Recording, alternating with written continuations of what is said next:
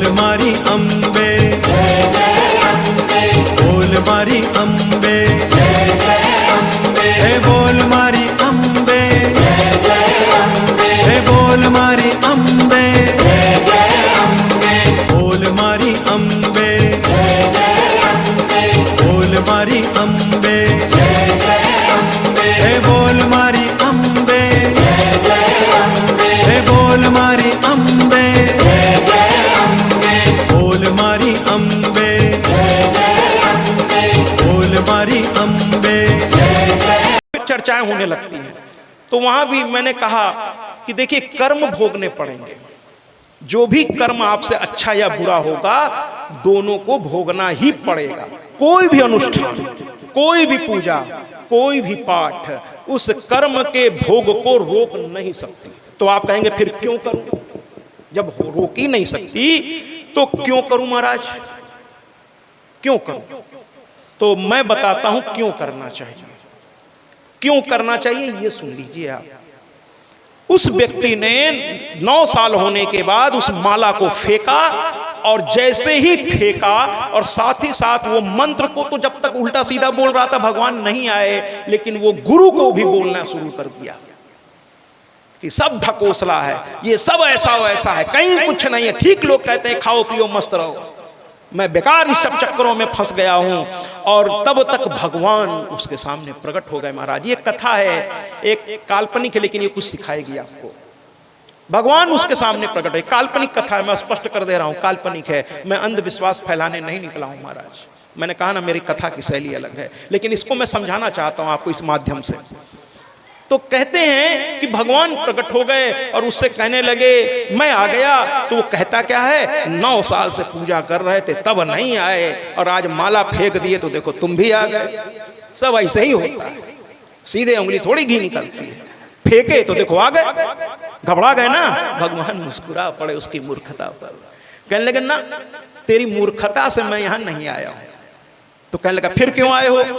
तो कहने लगे कि मैं सिर्फ उस सनातन धर्म की रक्षा, इन मंत्रों की सत्यता और गुरु के वाणी का सम्मान रखने के लिए आया हूं, तेरी मूर्खता से नहीं आया हूं।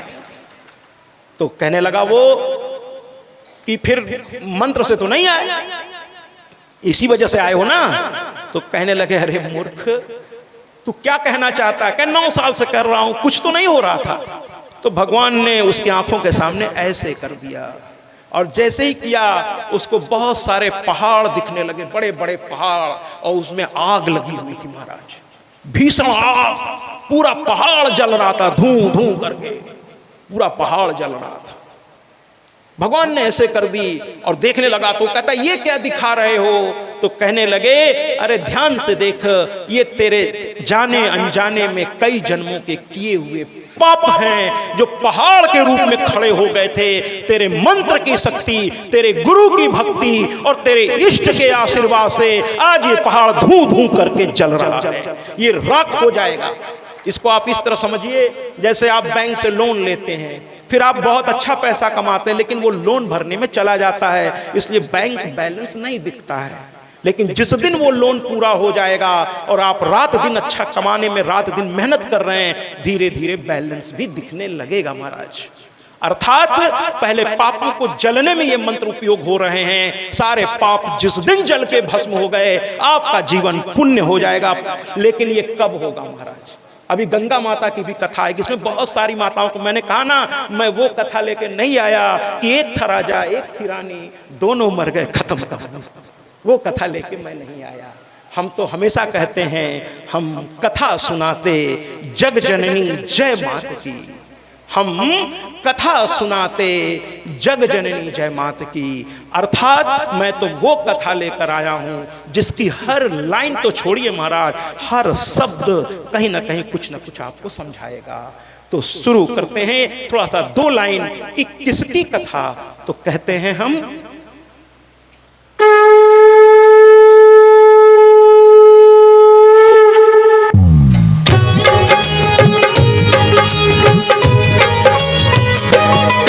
हम शक्ति स्वरूप उस जग जननी कल्याणी की हम गाथा गाते हैं, हम कथा सुनाते हैं।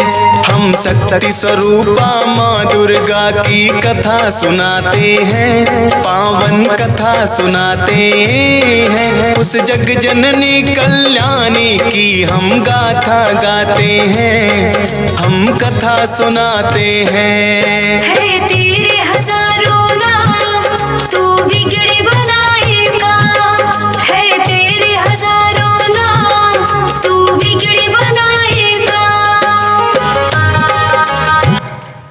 जयकारा शेरा वालिदा बोल साचे दरबार की। तो कुल मिलाकर के सारे सर्प गिरने लगे।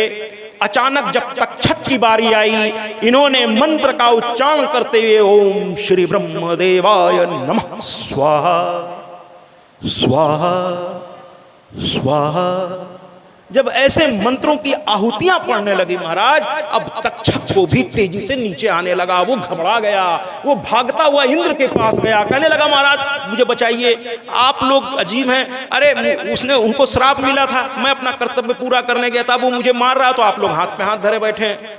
तो इंद्र कहने घबराओ नहीं, मेरे पास रहो, देखता हूं कौन तुम्हारा क्या करता है, कौन तुम्हारा क्या करता है, मैं देखता हूं महाराज, मैं देखता हूं। और जैसे ही इंद्र ने उसे शरण दिया, उतंक ने एक और मंत्र का उच्चारण किया और कहने लगा इंद्र के साथ तुम भी इस कुंड में आओ, साथ में इंद्र को भी ले आओ, देखो मंत्रों की शक्ति देखो। और करके उन्होंने मंत्रों को पढ़ा और उन्होंने अंत में आहुति स्वाहा। स्वाहा कह के क्यों आहुति डालते हैं माताएं, थोड़ा साथ दीजिए। तो स्वाहा कह के क्यों आहुति डालते हैं, इस पर भी कथा आएगी। प्रतिदिन अलग अलग कथाओं को हम लेके चलेंगे, पूरा एक क्रम से चलेंगे। इस कथा में अभी मैं बताऊंगा कितने श्लोक, कितने चैप्टर, उस पर भी बात आएगी। तो इंद्र जब जलने लगे तो ब्रह्मा जी ने देखा कि क्या हो रहा है, देवताओं का राजा ही जल के भस्म हो जाएगा मंत्र शक्ति से। तो उन्होंने तुरंत आस्तिक, एक छोटा सा बच्चा था, उसको उन्होंने भेजा कि जाओ तुम ही इस यज्ञ को रोक सकते हो। उस बच्चे के चेहरे पे इतना तेज था महाराज, इतना तेज था कि राजा जन्मेजय उसके चरणों में, कुछ चेहरों में बड़ी एक तेज होती है, एक नूर सा होता है ना महाराज, एक नूर सी होती है, एक वो किसी क्रीम पाउडर से नहीं आ सकती, वो साधना से आती है महाराज, वो अंदर से आती है।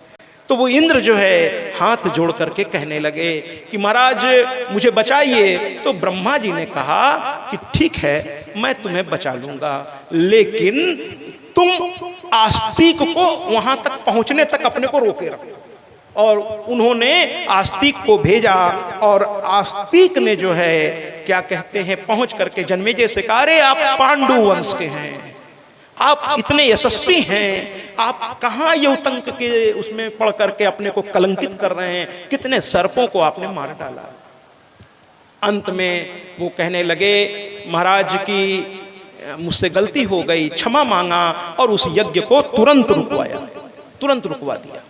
इसके बाद वो रोने लगे बैठकर, ये मुझसे अनर्थ हो गया, अब मैं क्या करूं। उसी समय व्यास जी आए और मैंने आपको बताया कि व्यास जी से इन्होंने कहा कि मुझे कोई कथा सुनाइए, और व्यास जी ने ये कथा सुनानी प्रारंभ कर दी। अब कथा को और आगे ले चलते हैं, आइए देखते हैं। अरे ये किसकी सभा है, अरे ये ब्रह्मा जी की सभा है, चारों वेद खड़े हैं हाथ जोड़े, चारों वेद, और ब्रह्मा जी की स्तुति कर रहे हैं, सारे देवी देवता, सारे संत ऋषि। लेकिन वहां अचानक 88,000 ऋषियों का प्रवेश हुआ। ये शौनक इत्यादि ऋषि थे, उसमें सबसे बड़े थे शौनक जी महाराज, बड़े वयोवृद्ध थे, बड़ी उम्र थी उनकी, बड़ी उम्र थी। लेकिन कहते हैं ना महाराज कि जो समझदार लोग होते हैं वो जानते हैं कि व्यक्ति उम्र से श्रेष्ठ होता है, मैं कब कहता हूं, लेकिन ज्ञान से। तो देखा शौनक ऋषियों ने ब्रह्मा जी को सामने, वो तो पहले हाथ जोड़े खड़े थे और थर थर कांप रहे थे, सारे ऋषि थर थर कांप रहे थे। 88,000 ऋषि को देखकर ब्रह्मा जी भी चिंतित हो गए, कहने लगे पुत्रों क्या हो गया, कहने लगे क्या हो गया बताओ, मैं अभी हूं, क्या हो गया। है ना। तो ऋषि कहने लगे कि महाराज हम लोग बहुत चिंतित हैं।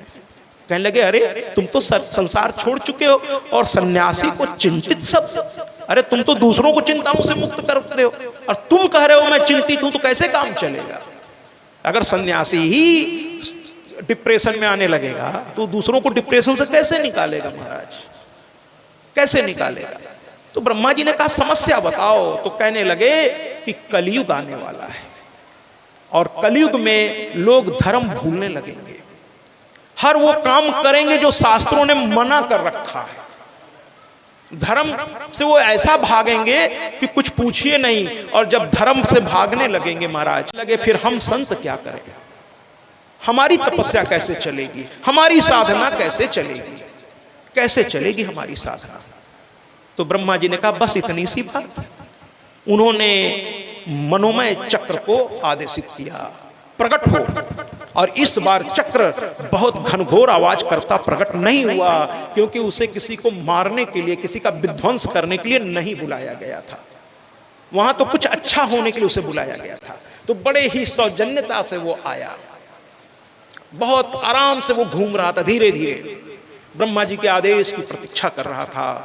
उन्होंने अपने संतों से कहा कि पुत्रों इस चक्र के पीछे पीछे चलते चले जाओ, और जहां जाकर इस चक्र की नेमी शीर्ण हो जाए, यानी ये चक्र भस्मीभूत होकर वहां खत्म हो जाए, या उसका ऊपर का नोक नेमी शीर्ण हो जाए, बस वहीं रुक जाना।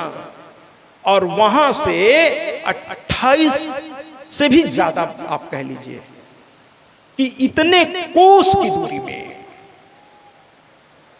कलयुग का प्रभाव नहीं पड़ेगा। तुम आराम से साधना करना, और जब कलयुग समाप्त हो जाए तो उस जगह से बाहर आ जाना। ऋषियों ने ब्रह्मा जी को प्रणाम किया, चल पड़े महाराज। चक्र आगे आगे, ऋषि पीछे पीछे। कई शहर, कई गांव, कई देश चलते चले गए। रुके, चक्र रुक नहीं रहा था, ऋषि भी रुक नहीं रहे थे, क्योंकि ब्रह्मा के आदेश, जब बड़ों के आदेश का आप पालन करते हैं, बड़ों के आदेश की बड़ी महिमा होती है महाराज।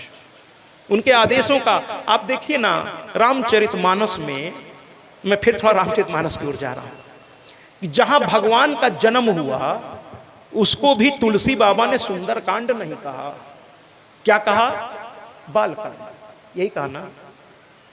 जहां भगवान का विवाह हुआ उसको भी सुंदर, अरे इससे अच्छा सुंदर क्या होगा कि जगत जननी और परमपिता दोनों का मिलन हो रहा है, इससे शुभ अवसर क्या होगा, कह देना चाहिए सुंदर कांड। लेकिन महाराज जहां लंका धूं धूं करके सोने की लंका जल गई, उसको हमारे बाबा कहते हैं सुंदर कांड। अरे मेरे हिसाब से तो बाबा को इसका नाम विभत्स कांड रखना चाहिए था, क्योंकि लंका जल गई महाराज, सोने की लंका जल के राख हो गई, और आप कह रहे हैं सुंदर कांड। अरे लोग बाबा आप पे हंसेंगे तो नहीं। बाबा ने मुस्कुरा के कहा, अरे मूर्खों तुम समझे ही नहीं, लंका मेरा विषय ही नहीं है, मैं तो राम का भक्त हूं। लंका मेरा विषय थोड़ी है, मेरे लिए तो मेरा हनुमान, मेरे राम।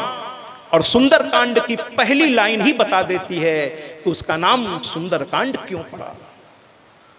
घर घर में सुंदर कांड अक्सर पढ़ा जाता है। हमारे प्रयागराज में तो ढोलक, झाल, मजीरा सब लेके बैठ जाते हैं, बड़ी बड़ी माइक लग जाती हैं, और सुर कहीं जा रहा है, ताल कहीं जा रहा है, खूब जोर जोर से चिल्ला रहे हैं महाराज।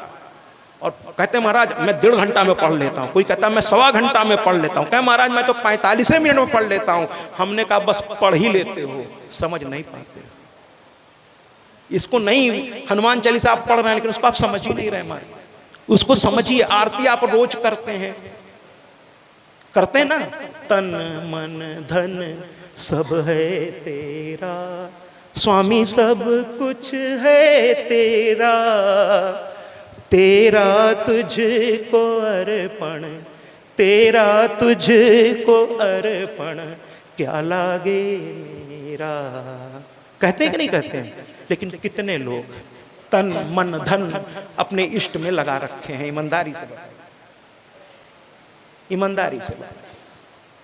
जीवन का आधा से अधिक हिस्सा तो दुनियादारी में बीत जाता है, थोड़ा बचता है तो आजकल का टीवी, और अब तो मोबाइल, वेब सीरीज, तरह तरह के गेम्स, कहाँ चिंतन? अरे भैया शास्त्रों ने कहा था चिंता मत करिए, चिंतन तो करिए, लेकिन चिंतन ही हम लोग छोड़ दिए। तो सुंदरकांड की पहली लाइन, जामवंत के बचन सुहाए, सुनी हनुमंत हृदय अति भाए। ध्यान से सुनिएगा, जब घर के बड़े बूढ़ों की बात घर के बच्चों को, युवाओं को सुहाने लगे, यानी अच्छा लगने लगे उनकी बातें, और सुहाए ना बल्कि भाए, यानी लगे कि मेरे पिताजी, मेरे दादाजी बहुत पते की बात कर रहे हैं, अरे इतनी उम्र हो गई, अनुभव के मतलब पूरा संसार है इनके अंदर, और अपने अनुभव से अगर कुछ कह रहे हैं तो कुछ तो होगा। भाई उनका क्या स्वार्थ है?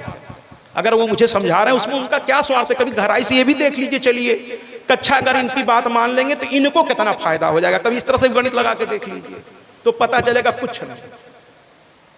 और वो जानते हैं कि आप नहीं सुनेंगे, हो सकता है आप पलट के जवाब, फिर भी बेचारे रिस्क लेकर करके आपको समझाते हैं, क्योंकि पिता हैं, माँ हैं, दिल नहीं मानता, और अपने बच्चे का नुकसान होते कोई माँ बाप कैसे देख सकता है?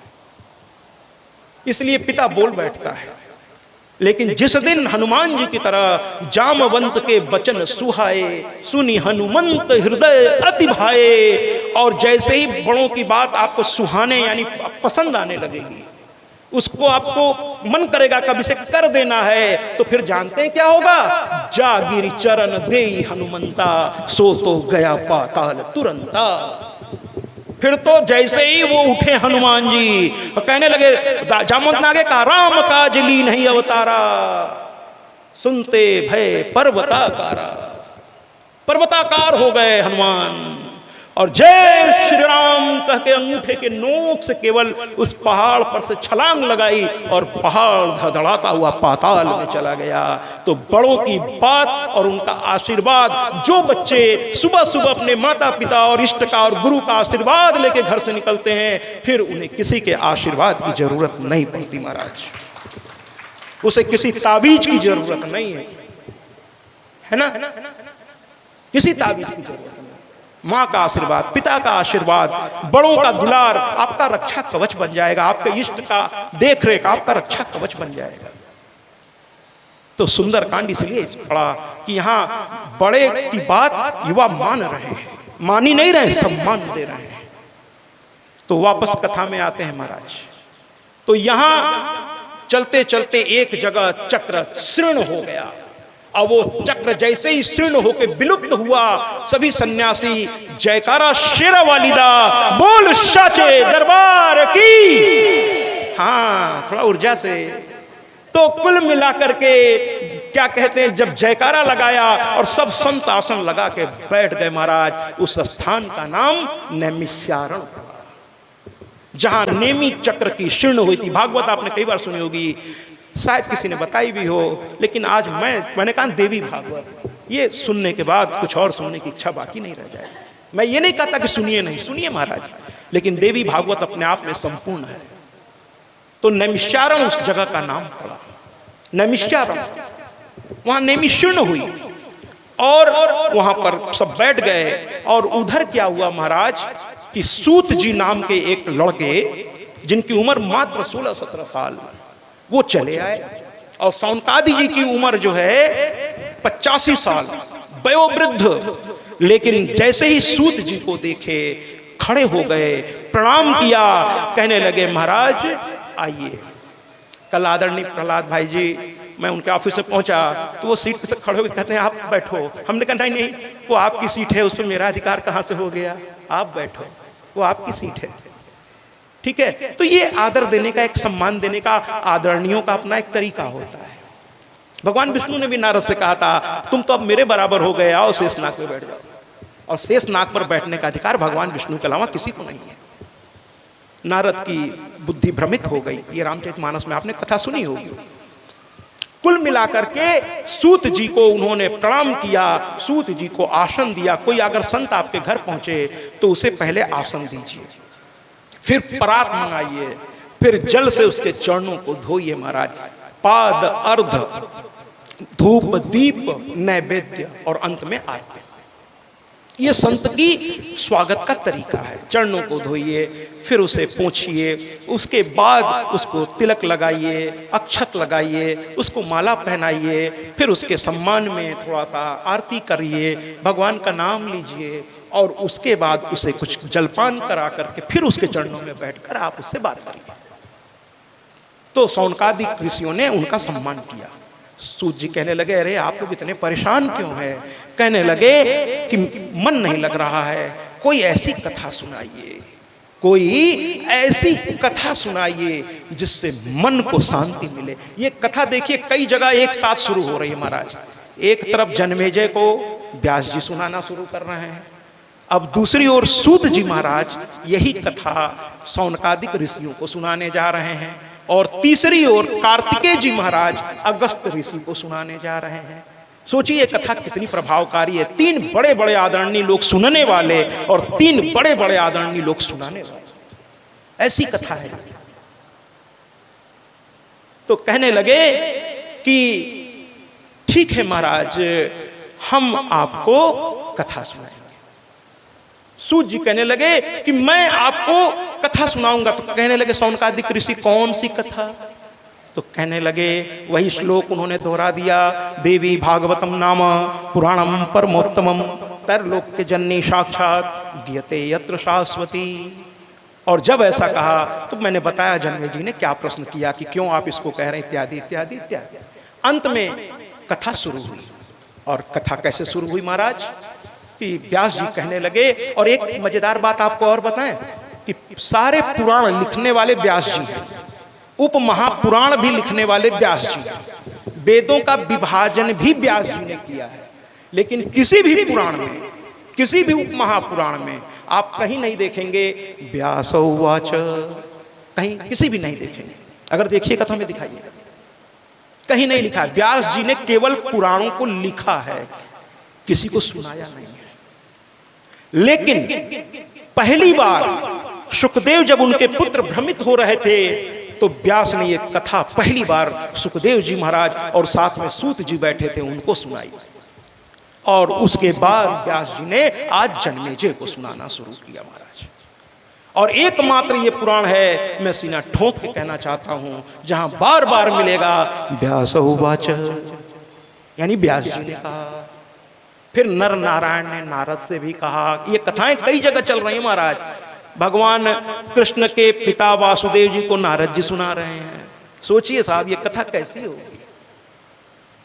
वो कहने लगे मेरा लड़का गया है गुफा के अंदर, वो समयंतक मणि, और बाहर ही नहीं आया, कहीं क्या हो गया, मुझे बड़ी चिंता। नारद जी हंसने लगे, कहने लगे पहली बार ये तमाशा देख रहा हूं, ये माया मोह कैसा है, जो सबकी चिंता दूर करता उसकी चिंता लेके ही मेरे पास आ रहे, कह रहे भगवान नुकसान ना हो जाए उनका।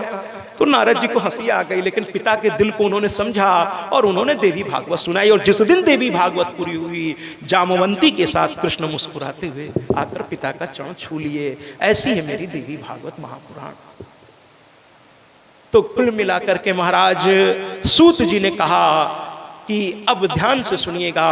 वो कहना शुरू किए कि प्रलय आया हुआ है, जरा ध्यान से देखिएगा। चारों ओर समुद्र ही समुद्र है, और एक बट के वृक्ष पर, एक बट के वृक्ष पर, उसके एक पत्ते पर बल्कि कह लीजिए, भगवान कृष्ण बाल रूप में अंगूठा चूसते हुए उस जल पर ऐसे ऐसे लहरा रहे हैं। अब बड़ा भगवान विष्णु, कृष्ण या विष्णु जो भी कह लीजिए, उनको आश्चर्य, क्योंकि कृष्ण और विष्णु अलग अलग थोड़ी है, एक ही है। तो कहने लगे कि मेरा शेषनाग कहाँ है, मेरी लक्ष्मी कहाँ है, मैं ये छोटे स्वरूप में कैसे आ गया, चारों ओर जल ही जल है। नारद कहाँ है, मेरे गरुण कहाँ हैं, मेरा शेषनाग कहाँ है, वो देवता कहाँ है। अभी वो चिंतन करके, जैसे छोटे बच्चे गोल गोल आकर के इधर उधर देखते हैं, छोटा सा बच्चा उस बट के पत्ते पर पानी में तैर रहा है। और जानते हैं वो उस बट का नाम क्या है? अक्षय वट। और मैं बड़ा भाग्यशाली हूं कि ये अक्षय वट मेरे प्रयागराज में है महाराज। यूं ही नहीं बोल रहा हूं, आप चले जाइए और संगम के किनारे बधवा हनुमान, लेटे हनुमान जी, ठीक है, उसके बगल में जो किला है, उस किले में आप कहिए अक्षय वट का दर्शन करना है। पहले तो नहीं होता था, जब से योगी सरकार वहाँ आई है अब कभी कभी वो दर्शन, क्योंकि वो किला में सेना रहती है महाराज, तो वो थोड़ा नहीं जाने देते लोगों को, लेकिन उसका कभी क्षय नहीं हुआ। वहाँ पूरा इतिहास लिखा, अकबर ने कई बार उसको जलाया, लेकिन वो खत्म नहीं हुआ। उसका नाम ही अक्षय, जिसका कभी क्षय नहीं होता। ऐसे पत्ते पर भगवान विष्णु यूं यूं कर रहे हैं, और जरा आप सावधान होकर बैठिए महाराज, देवी भागवत प्रकट होने जा रहा है। सावधान हो जाइए, और तालियों से जैसे मैं ये श्लोक पूरा करूंगा, तालियों से स्वागत करिएगा। ये देवी भागवत अर्ध श्लोकी है, आधे श्लोक में ये प्रकट हुआ है, ये आधे श्लोक में प्रकट हुआ है। भगवान विष्णु सुन रहे थे, और जैसे ये मंत्र पूरा हो, जोरदार तालियां मैं सुनना चाहूंगा, और जयकारा भी हम लोग लगाएंगे, क्योंकि देवी भागवत इसी से प्रकट हुआ है। आधे श्लोकी भागवत है महाराज, ठीक है महाराज। तो अर्ध श्लोकी है, और अचानक आकाशवाणी हुई, गगन भेदी आवाज कि सर्व खल विदमेवाहम नान्य दस्ति सनातन सनातन सनातन। सर्व खल विदमेवाहम नान्य दस्ति सनातन सनातन सनातन। और इस प्रकार देवी भागवत प्रकट हुआ महाराज। तालियों से स्वागत करें, जोरदार ताली, जयकारा शेरा वालिदा, बोल साचे दरबार की। हाँ जी, तो कहते हैं कि इस तरीके से देवी भागवत। अब भगवान विष्णु देखने लगे कि ये कहां से किसने बोला। इधर उधर छोटे से बच्चे इधर उधर देख रहे थे, बड़े बेचैन हो गए। माँ को अपने बच्चों की बेचैनी नहीं देखी जाती, माँ प्रकट हो गई। भगवान विष्णु ने हाथ जोड़ दिया, कहने लगे अरे आप तो मेरी मैया हैं। उन्होंने कहा हाँ। तो कहने लगे ये मंत्र क्या आपने बोला? तो कहने लगे हाँ मैंने ही बोला। तो कहे ये क्या है? तो कहने लगी हे पुत्र, इसे देवी भागवत महापुराण की संज्ञा आगे चलकर मिलेगी, इसको देवी भागवत समझो। और ये तुम्हारे द्वारा ब्रह्मा जी के द्वारा नारद जी, और नारद जी के द्वारा ये पहुंचेगा महर्षि वेदव्यास के पास, और फिर उसकी ये रचना करेंगे। ब्रह्मा जी ने तो बहुत सारे श्लोकों में इसको बांधा, जो स्वर्ग में आज भी है, लेकिन हमारे महर्षि वेदव्यास ने इसे 18,000 श्लोक में बांधा। 9 दिन में 18,000 श्लोक के तत्वसार हम लोग सुनेंगे, बड़ा आनंद आएगा। 18,000 श्लोक, 318 अध्याय और 12 स्कंध में ये श्रीमद् देवी भागवत महापुराण। तालियों से स्वागत करिए।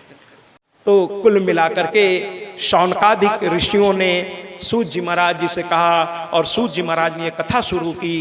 और फिर भगवान विष्णु ने हाथ जोड़ के कहा मैया क्या आदेश? कहने लगे इसे हृदयंगम कर लो, इस मंत्र का बार बार जाप करो, और इस मंत्र के जाप से तुम पुनः अपने स्वरूप को प्राप्त करोगे। शेषनाग फिर तुम्हारी सैया होगी, तुम्हारे नाभि से ब्रह्मा जी प्रकट होंगे, और उनके ललाट से रुद्र प्रकट होंगे। अब रुद्र के प्रकट होने का स्थान शास्त्रों में अलग अलग तरीके से बताया गया, हम उसमें नहीं जाते।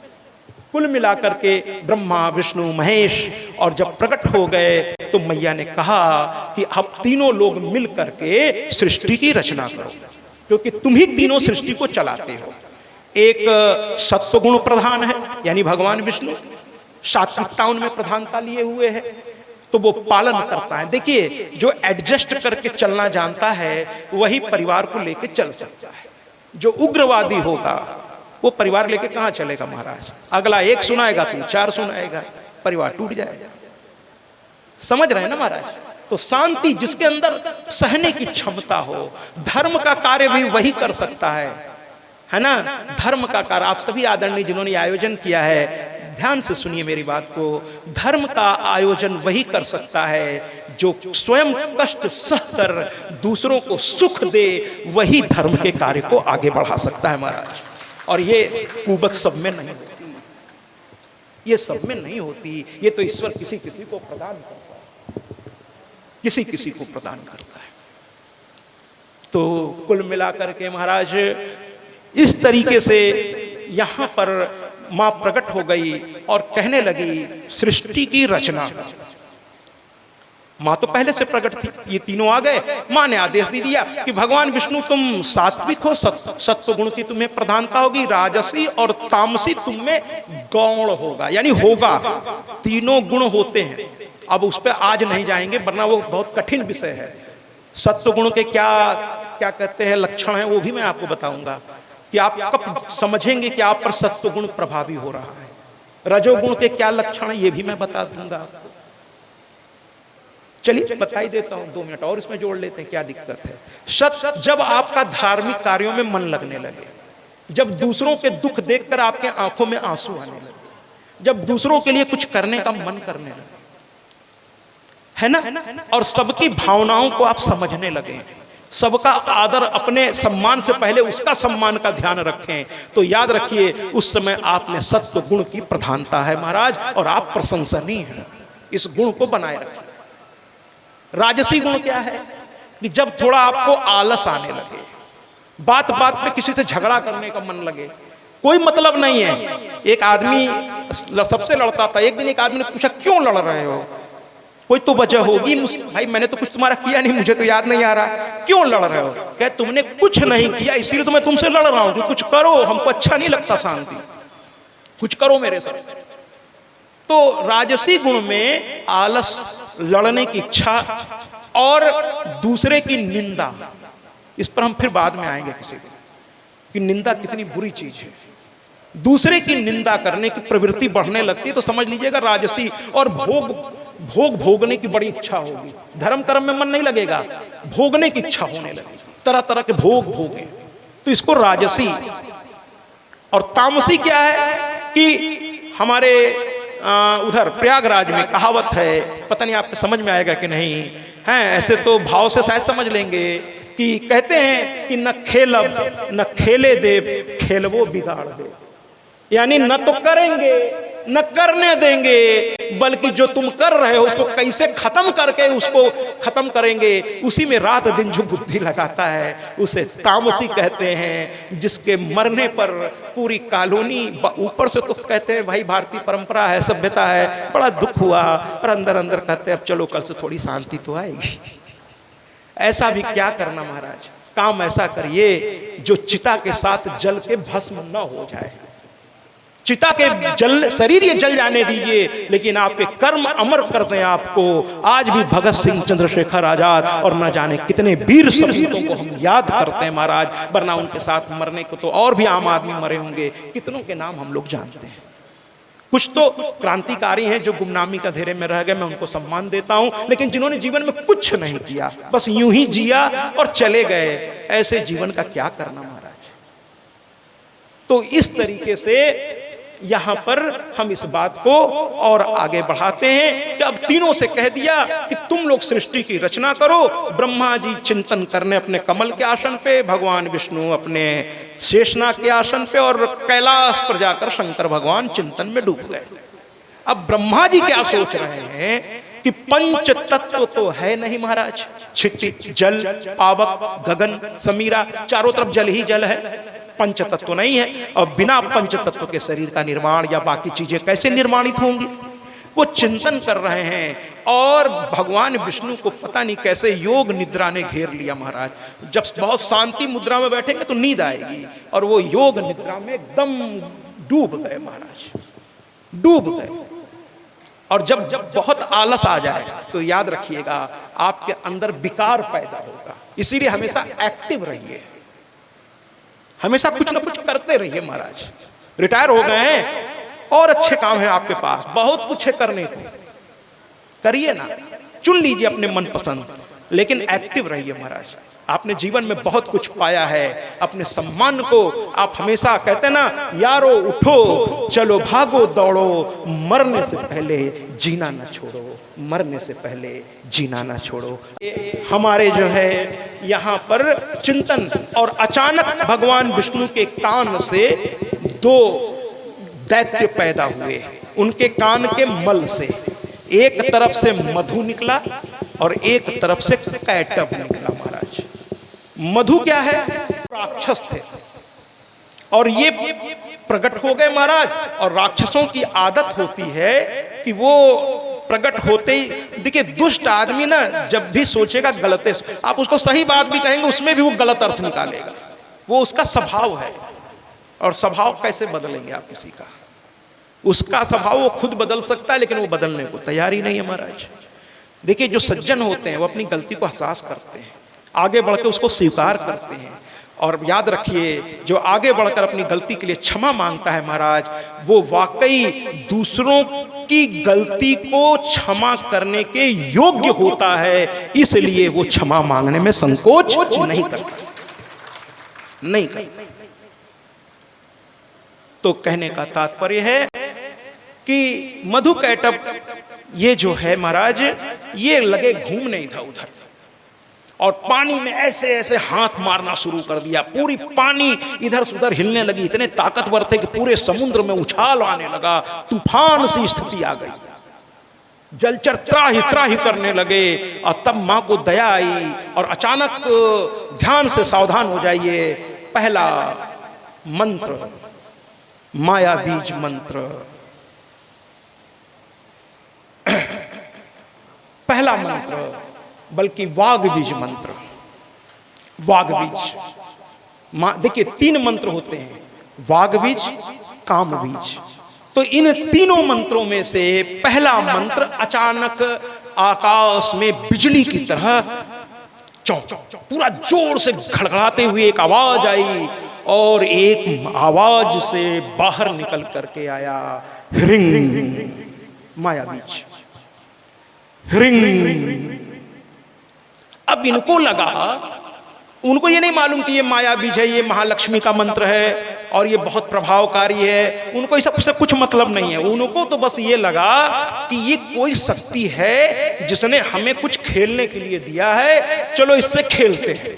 और दोनों जो है खेलना शुरू किए, एक दूसरे से साथ बोलने लगे hearing hearing hearing hearing hearing hearing hearing hearing hearing hearing. और मंत्रों में ऐसी ताकत होती है, ऐसी तरंगे पैदा होने लगी कि मां को उनके सामने प्रकट होना पड़ा, मां को उनके सामने प्रकट होना पड़ा। तालियों से स्वागत कीजिए। और मैं गर्व से कहता हूं मेरी मां राक्षसों के भी बुलाने पर आती है, तो हम भक्तों के बुलाने पर भला क्यों नहीं आए? वो जानती है दुष्ट हैं, ये मुझको बुलाकर कुछ गलत ही मांगेंगे, तब भी आती है। मेरी मैया ऐसी करुणामयी है। वो आ गई, कहने लगी पुत्रों क्या चाहिए? कहने लगे कि आप कौन हैं, आप क्या देंगी मुझको? कहने लगी अरे मैं जगत जननी जगदम्बा, मैं नित्या आदि अनादि अनामय अविचल अविनाशी अमल अनंत गोचर अज आनंद राशि, मैं वो हूं। कहने लगे अच्छा, बोल मारी अम्बे,